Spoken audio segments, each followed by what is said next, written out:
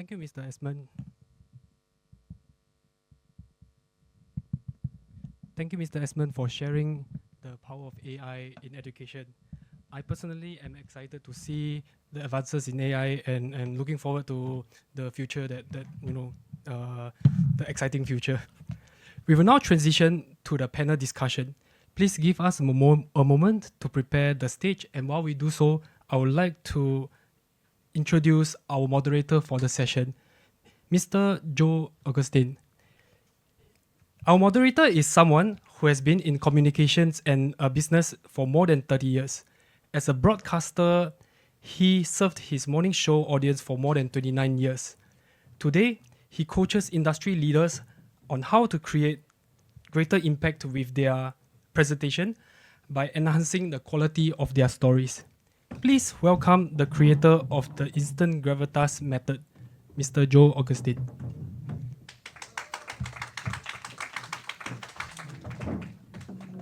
I would also like to invite the four speakers to come back on stage.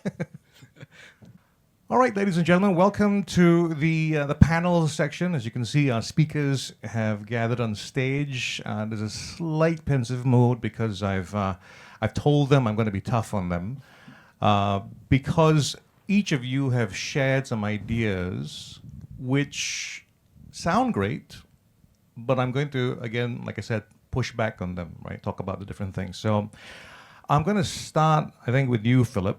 Oh my. Okay. Well, unless you'd rather toss it off to a lady. Right in the center. Age before beauty. Age before beauty. Got it. There you go. Yeah.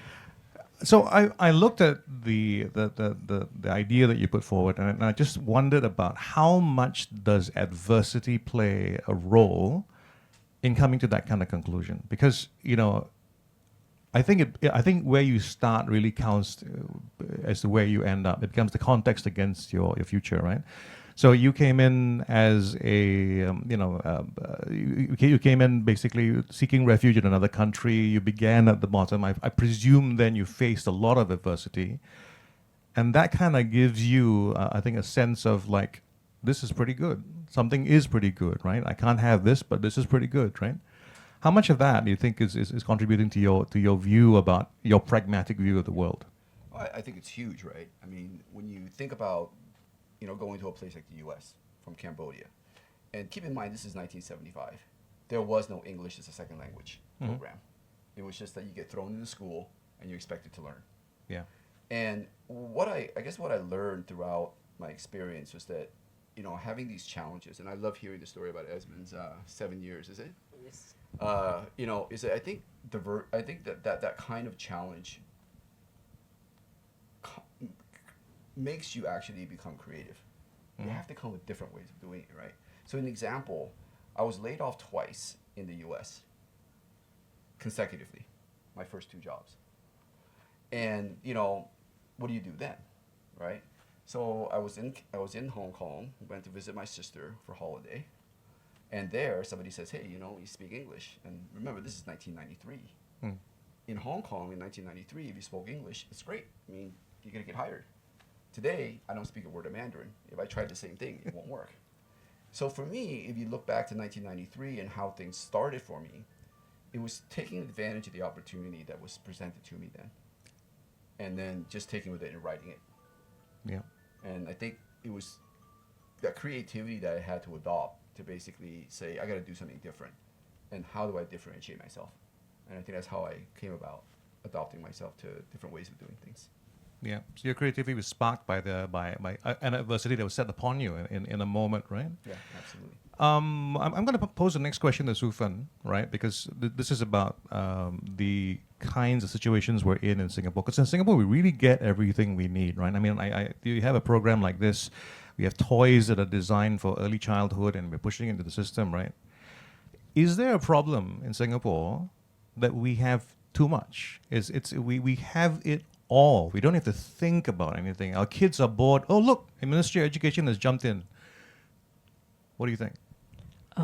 You are right. Actually hit on the spot. Yes, there's actually this pilot program, and of course, after the pilot program, to be honest, people may forget, or there's a change of manpower, and sometimes things goes to the storeroom, and really after a while nobody remembers. Yeah. That is a sad truth. So actually, like over the past few years, if my team actually goes down to visit schools, we will ask, hey, are you in the pilot program, and do you still have these toys? Then they were like, oh, I think we have, but it's parked up there. Right. So it's a pity. So we tend to really want to remind the teachers that if you have the resources, try to use them. And if you think that the resources that are inside your warehouse, your storeroom are really not needed, why not you lend to, or you donate to another center, or to lower income families, or children, that may put it into use lah. Yeah. So in Singapore, we do have many organizations that actually develop resources for schools. And I feel we are really very fortunate. We really have a variety of resources, from gardening, from learning about ocean, marine conservations. We have a lot. Yeah, so it's really, how do we then guide our educators to bring out the resources and to use it properly, and how to integrate into their curriculum lah. Yeah, and by the way, I'm going to invite the other panelists as well. If you feel moved by something along the way to jump in on, please feel free. I was listening to Esmond's story as well, and just thinking about, you mentioned something about studying law. Is that? Yep. Okay. Well, I just want to shake your hand. Well, from this far, because I'm also a law dropout. I'm sorry. I'm assuming you're a law dropout. Did you finish? Yes. Oh, then okay. Sorry. I'll take it. I take it back. I wondered about this thing about, like in life, we're all looking for the thing we're good at, right? So I mean, at some point, something made you something fit, right? But until that point, before how do you think you found it? Because I think you arrived somewhere now, and I think you're pretty confident about what you're doing right now. But I sense there was some flailing, right? So tell me about that. I love to work. So I started working when I'm really, really, really young. I started my first business when I was in primary school. I sell marbles when I was in primary school. So I would go to the fish shop, I buy marbles, and then one pack $2. I would go to the school and sell one marble for 50 cents. There you go. Okay, then I feel that actually making money is not difficult. That was when you're in primary school. Yeah. Kids. It's not difficult when you're in primary school. Hey, listen. I mean, 5x is pretty good. Exactly. That's good ROI. Very good. Endless customers as well. There you go. And then after that, I started my first publication firm when I was 16. But I have to sort away my publication firm due to the army liabilities. Then after I finished the army, I have no idea what to do in life. So I went on and worked and find things, and I end up in the IT. And I believe that my passion, which is I totally agree with Philip, is that you have to do things that you love, because I've been been in the IT in the marketing field for the past 14 years, and I'm still loving every day what I'm doing. And that's, I believe, what is keeping me and what drives me. And how I found it is because I keep on working without stopping, because I came from a very poor family. Yeah. Like legitly poor. We didn't have the opportunity to go for kindergarten or nursery. I was just straight away primary 1. So when everybody know ABC, I know nothing. So yeah, that's it for me. Well, I mean, I'm seeing there's kind of a common thread here, right? There's again that start, the hard challenge, and then the slog, right? I mean, I don't see many Singaporean kids saying life is hard, I'm going to start a business, right? Oh, we were talking about this the other day. Yeah, carry on. So okay, sorry, and Chrissy, I'm gonna get to you as well. I wanted to interrupt so that I'm afraid of the question that was coming. So I'm just going to stick with this conversation. You're gonna divert it, right? Now, I was going to ask you actually about, because you were talking about this thing about just taking some time, the pause. You talk about the idea of taking the pause, right? And I was just thinking, we're not actually in the same world that all the philosophers came from. I mean, we frequently hark back to them and say, oh, it's lovely ways to live the life of the past. We need to go back to the stoicism and blah, blah, all the different things, right? But we're in a different world, right? We're in the world of today. And I was thinking about your talk about the pause. Is there time for the pause? Even in your laundry list of all the things you had to do, which included date night, which I don't have on my list, is it that we are overwhelmed by it? What do you think? Well, I think we're talking about two totally different things. Mhm. But at the same time, if there's a will for a balanced life, and I've been through a not so balanced life myself. I've gone through many burnouts, right? And that was one of the reasons, excuse me, that was my trigger. I was wondering why we couldn't actually live a good enough balanced life and not get burnt out doing the things that we love, having our responsibilities, to be able to commit to passion and work. And somewhere along the line, we found that we had to give up our idealism for pragmatism. Mhm. Because more often than not, you get the question, right? Where got time for dreams? You got 2 children. So this is something that I think we're also talking about different world, yes. But the only reason why I wanted to dream again was very simple. Because not too long ago, we had the great pause. I mean, this is not coined by me. This is like, the pandemic. The entire world paused at the same time. Immediately, nature came back, right? And it was really interesting how when we were given the time to just dial it back, all the things that we thought was so important didn't really mean so much. And when we took the time to take stock of what really was important, you realize that it was not the tangibles anymore, right? The success matrix shifts from the tangibles, from the accolades, from all those things to the intangibles, the moments, the health, just being alive, to be able to spend some time and laugh and giggle and tickle your children, right? And I think we forgot that. And that was my inciting incident to actually make me want to be something a little bit greater, bring back idealism, find out whether I could live that hero's journey all over again.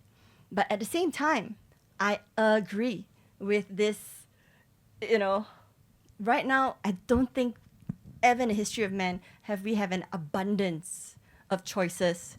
And why we all were able to strive and push ourselves a little harder was because there was no choice. So I want to come back to that point actually that you brought up, Joe, because you're right. Kids today, they don't have to survive, right? They're given pretty much everything, right? I mean, the helpers, place to live, everything else. So, and I think this is why the passion question is so important, right? You can't drive these kids anymore based on survivability, right? You put my son against a kid from India, from China, from Vietnam, who's living in poverty and live the kind of life like we're describing here for our own childhood. They're not going to compete. And so that's why I kind of tilted it towards, let's not focus on the surviving, let's focus on the thriving. And how do you get people to thrive? You got to work on the passion. You got to work on the opportunities they're given here in Singapore. And that's how the model came about, was to think about the thriving mindset rather than surviving. So I was thinking about this in relation to all this, right? I mean, here's a group of people who, broadly speaking, talked about the pandemic with smiles and nods, right?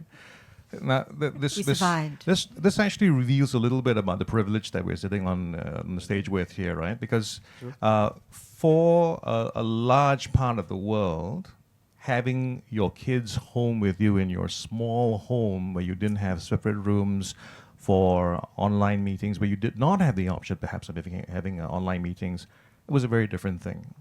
So one of the questions that I actually want to pose to all of you actually is this: are we perhaps sometimes looking at things from a perspective that forgets a little bit about what it was like or what it's like to be on the other side of the equation, because you've all put together the work, the thought, the success. You found your place. You found your area where you've got your significance.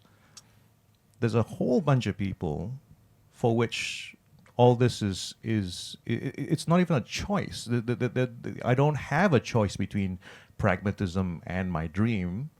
I only have pragmatism. So, who wants to jump in and say something at this point? I mean, this is the thing that I think is a challenge, because sometimes, as people who think about the problem, sometimes we don't experience the problem. Okay, so I start first. Yeah, I was. Yeah, it's quick one. We're all jumping. Yeah. So, for me back then, it's the same thing. Yeah, I do agree with what Joe mentioned, that maybe sometimes when the way we think, we didn't think in their point of view, in their anger. My response is because we can't afford to think in their anger back then. We can't afford. It's not that we don't want to. We can't afford.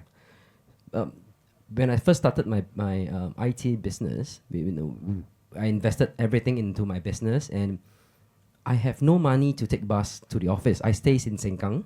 My office is in Aljunied. I walk from Sengkang to Aljunied, and Aljunied I walk back home. That's my life for 1 year. How far is that walk? Because people are not familiar. 33.8 kilometers to be exact. And thank God, I got a second-hand bicycle, and so I didn't walk exactly 1 year, probably six to 7 months. So this is my thinking: is that the kids nowadays, when I do have interns tell me, say, no, boss, I think we have not enough money, we're not getting paid high enough. I say, then what should you do? You should prove your value. You prove your worth. If you want to make more than others, you have to work harder than others. If you want to learn more, learn faster, you got to put in the extra hours. It's not like you can do it. You can do this well today. Doesn't mean that you can do it well 1 year later. You have to be consistent. I believe that's the key. I mean, that's all for me. Well, I think it's playing on the point that Esmond brought up, right? The hard work part of it. I mean, for me, the question of pragmatism, right? I think we earned the pragmatism. I mean, to move away from pragmatism, right? I think his story is, I guess, similar to mine, right? We worked so that we can pursue our passion. Yeah. I'm a lot older than these guys here, right? I've been working for 30 plus years. But the amount of discipline that you have to sort of implement in your life to control your spending, to keep working hard, to find different ways of doing things, doing all those things repeatedly, consistently, then with this goal that ultimately at some point in time, you're going to reach that point where you can have the privilege of following your passion, right? Which is, you look at the book title, it's called The Passion Gap. Yeah. So that passion gap is what that is, right? You close that gap so that you earn the ability to have the luxury.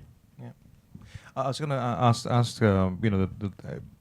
especially you, Sufan, I mean, you seem to be the person to more suited to answer the question, right? Is education itself privilege? In Singapore? Or I mean, as in general, I think in the world, I mean, we it's a kind of thing that in Singapore, for me, right, we talk about this thing about the fish don't notice the water, right? I think Singaporeans don't notice the education, right? So, what are your thoughts about that? I guess with education, we see opportunities lah. Yeah, so it's a privilege to be able to take on education, especially in Singapore, and I mean, if there is actually no education paths for some children, there are really a lot of people out there to actually support each other and to actually provide support to the children in the different rural areas, which I really salute this group of people that really travel all the way and really help children with really any form of education. Yeah. So in Singapore, although like preschool education is actually not compulsory, but we as parents, especially Singaporeans or Asians, we will really strive to put our children in a preschool that is either convenience because of the time that we could save, because we hope, I mean, for me, I actually put my children near my place so that I could spend more quality time with them when they are back home. Yeah. So actually, back to your pandemic question, that period of time, I guess there's two schools of thoughts, like, oh, it's really a big pause. But for me personally, actually, it's really a period of time where I could really spend quality time or really time at home with my children. So my children is 5 and 3 years old, so it's about that period. But it's like, it's really not really if we were to work 9 to 5 every day outside, we don't really have that time to really spend time with our children. But that period actually gave many of us parents quality bonding time with our children. Yeah. And I think that really made a difference to help us remember.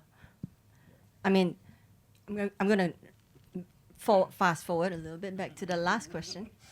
And I think not just us, right? When we were young, sure, we struggled. And it was also Singapore was a different time, right? Don't want to reveal too much of our age. But at the same time, I also believe very, very strongly that our parents, you know, the Maslow's hierarchy of needs. So our parents gave away their dreams so that we could have ours. And I really strongly believe this. And we are also loving our next generation so much that we are willing right now to find a way to then share our learnings so that we can also not just create a possibility for them to have their dreams as well, to pursue their, self-actualizing dreams, but also to try to create a better environment for them to grow up in. And I know that, this is a privilege. I think that this is a privilege. We are lucky. But at the same time, it's also because when we were young, we had so little choice, right?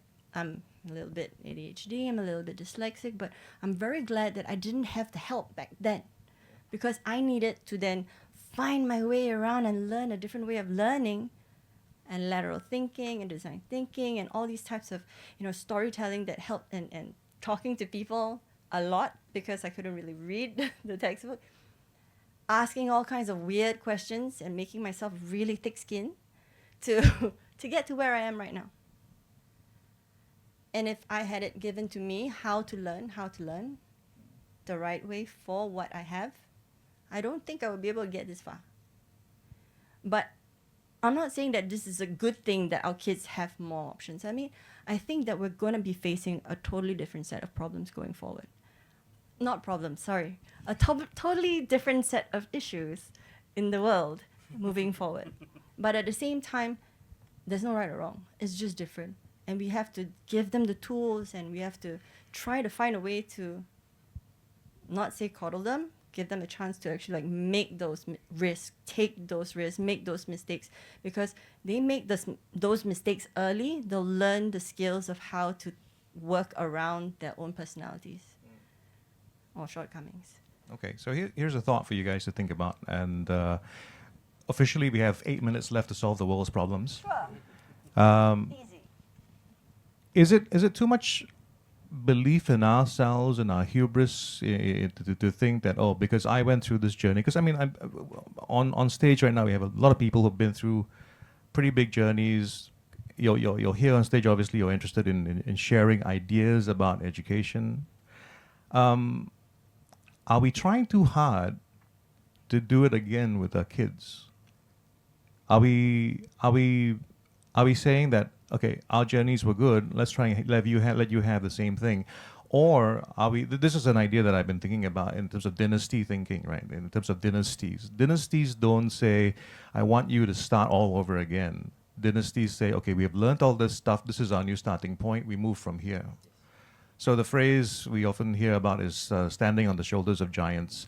Do we, in our pursuit of the educational process, instead of allowing our children to stand on the shoulders of giants, say, listen, everybody, you're short again? I think that what we have, it was bloody brilliant for where it has brought us to right now, right? Yeah. But it was really just one way of doing things which we all had to try to fit into.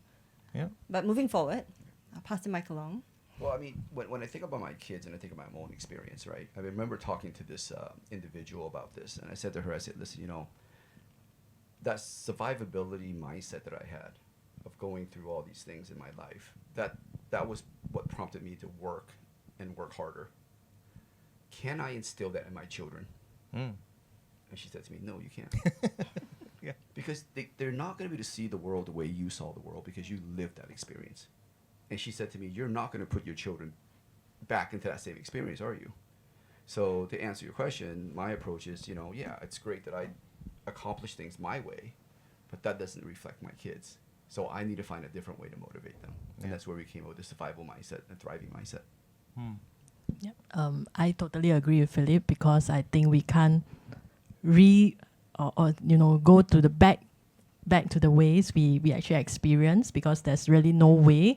You know, even if I really want to put my child through this whole process, I think along the way I will give some hints or or some help along the way. Yeah. But I think it's really the journey, the process that we want the child to go through to learn. Yeah, so I think in schools we get to have internships, we get to have practicums. So I guess really let the children to really go out and experience it. Let them choose the companies they want to try out with and learn the ropes from their colleagues and bosses, and maybe really learn the hard way in a sense. While parents, we have to step one side. Yeah. So I mean that's where my children goes old later lah. But that's my mindset, what I will do to them in the future. Right. To them. I cannot agree because I don't have kids. So I have no Boy, idea. do we have a surprise for you. Okay. So, Behind door number one. I will share how I train my guys. I mean, how I guide them along. I mean, not train like mentor or guide, whether in basketball and Paya Lebar CC or even my company, is that the word experience means you have to experience it. There's a lot of times that even if I explain to you in words, in diagrams, in PowerPoint slides, you might not understand until you experience it. That's the reason why the word is called experience. So usually I would just share with them my experience and I get them to experience it. It may not be the exact thing, exact situation that I've been in, but at least they get an idea. You know, we don't have to replicate 1:1, right? As long as they get the idea, they understand and they learn, that's good enough for me. Yeah, that's me. I'm going to add to that. I totally agree with what you have shared, actually. And I think this is one of the reasons why I love filmmaking and, well, production and events as well. It's that experience that you go through it and you'll be able to tell. You know, it's your own test, right? And you'll be able to see whether you got it together. Whether you were able to, number one, share, whether you've grown, and whether you'll be able to carry across that communication to somebody else to see whether they had the same effect or the same emotion. I think this is very important. But at the same time, I think more than that is the idea that having done more than a decade and a half in education, what I found to be extremely important, besides just putting them through the experience of, putting up the lights and actually taking the film and actually like going through the entire experience to see how it is actually made, and then seeing that look in their eyes of having created this beautiful film, right? From paper, imagination to celluloid. But, digital. And when you start to think about it, the more seriousness you put into an issue or an exam or a test, I think we experienced this for this very show as well. The more intensity, the more seriousness you put into an exam or a test or an event, it doesn't mean that you're going to get more out of it. So I learned something from this guy called Ali Abha, and he said, sincerity, not seriousness. And what that means is, in order to be able to actually get that knowledge across, right, to get them to actually experience it, learn it, and want to have that passion about it, I found that the easiest way is to create fun. how it's framed is everything, right? If you come across and you read from a book, they're not going to be excited enough to want to retain that memory. But if you come across and you, I don't know, put on a show, then just like my kids, they'll jump to it and they'll participate and they'll engage, right? So having that playful edge, how you frame it to make it engaging and fun. More than ever, I think right now, we need to engage how we create edutainment, not because we are competing with influencers, which we are, but more so because if we want them to retain the memory, we have to make them feel for it. We have to get them passionate about it. We've got to get them engaged internally and want to do it themselves. So why not have a little bit of fun? Why put that serious coat on everything that just because it should be, should leads to shame, right? So instead of going serious, let's go sincere. Well, sincerely, we have run out of time. I'm actually tempted to ask the organizers if we can, and actually ask the audience as well, if you mind giving us 10 minutes more to go a bit deeper on this. Is it okay? All right. Sorry, everybody. That's a resounding yes. It's a resounding. I'm not sure who says this. Okay. So here's the thing about education. I think there's a sense of where education comes from, and there's a sense that people say that this is not education, right? In almost every presentation, the talk about reducing screen time came up, right? Is that a bad thing? I mean, I'm hearing more and more people are learning important life skills from TikTok, right? Are we missing out on something there? Is there not something in the 15-second lesson? I guess TikTok is a shift, a paradigm shift in a way.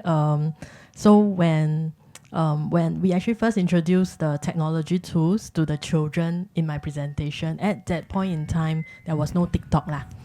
Yeah. So but at that time, there was the cartoons, the YouTubes, the TVs, where we hope to actually reduce screen time, because actually when children have interaction with the screens, they sometimes get distracted, yeah, and they can't focus properly in class, in lessons, yeah. So, and also there's also research to say that, you know, children under the age of 6 should not be exposed to more than 1 hour,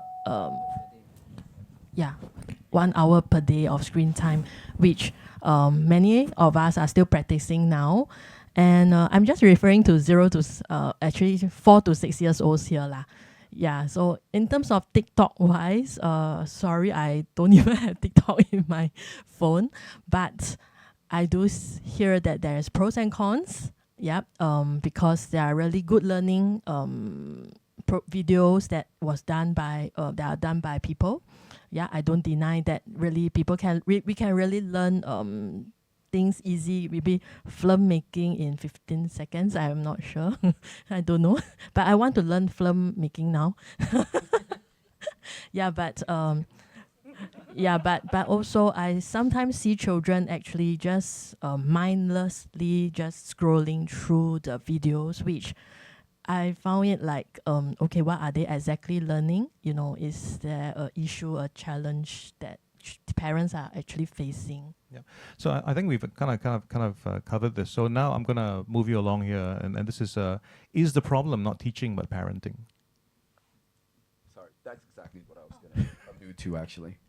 I think screen time for me, it doesn't really bother me so much, because I think as a parent, as long as we instill the right values behind why they're using it, how they're using it, I have no problems with it.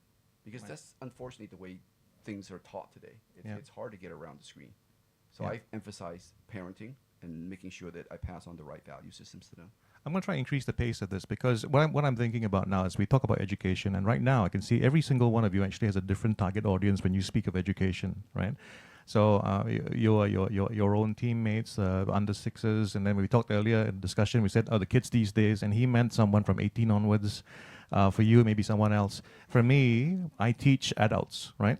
So different audience. The question I had has left my head right now. Okay, so the question I had now is about are we trying? are we making the mistake of labeling the whole thing education? Should we maybe break it up into different things, because it is a very different thing. I mean, the idea of interactive toys. I mean, I guess it could work with adults, but it's a different sort of a thing. Chrissy, behave, right? So, how if someone's on the outside now and saying, okay, where does education lie? For instance, maybe you're thinking about like the kids, for instance, with gadgets and stuff. I was thinking, where are the clowns? Why don't we have circus performers in schools? Why isn't that seen as education? Or at least I'm sure somewhere it is. But why isn't it broadly seen as education? Why doesn't a whole bunch of people from Raffles go like, hey, how come they have a clown? And we don't. So what I'm getting at really is this: if you do any of you have something which you think is an unturned stone that has a huge potential to change education, and maybe in your own fields and in your own target audiences, because it's different for everybody, right?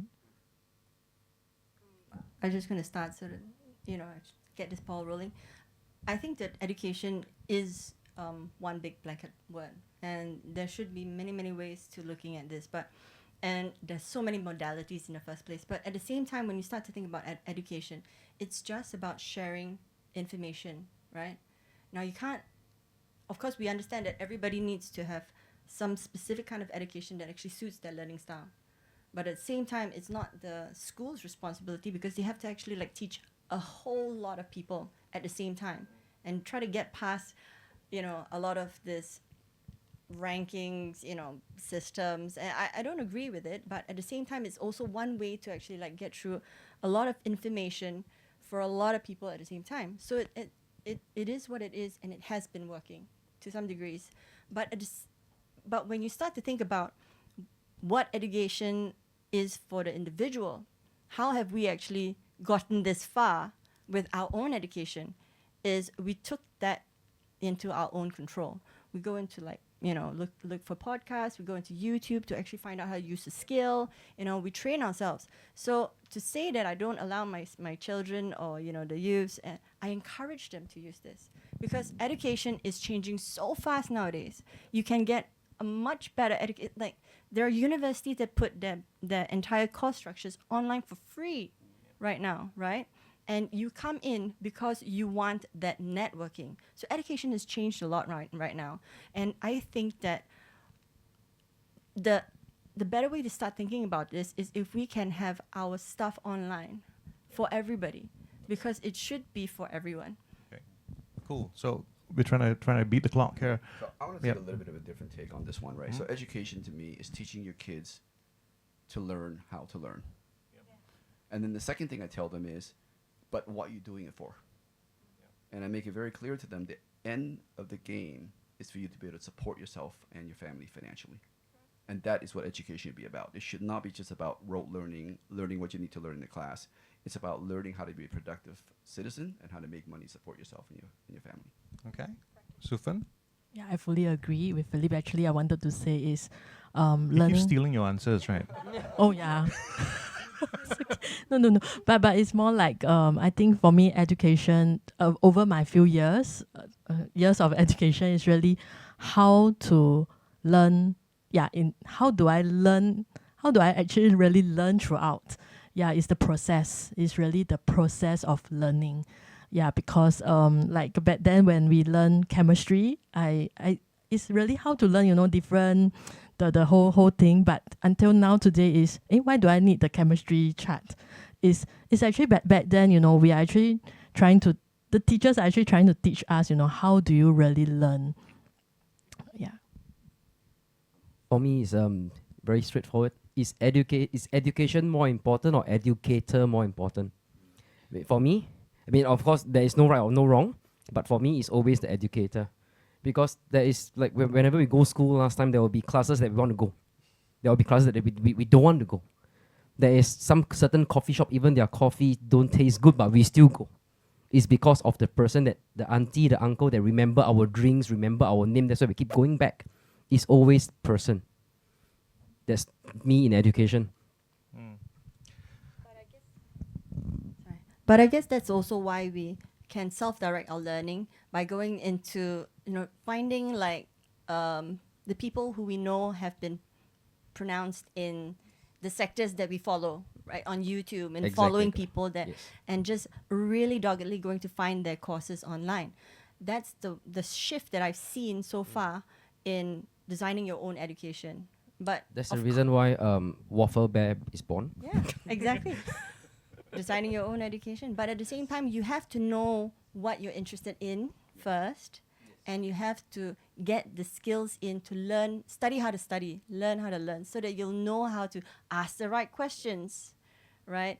And look for the right prompts, maybe, to say, instead of like, tell me the answer, it's tell me how to get the best education for this kind of skill sets instead.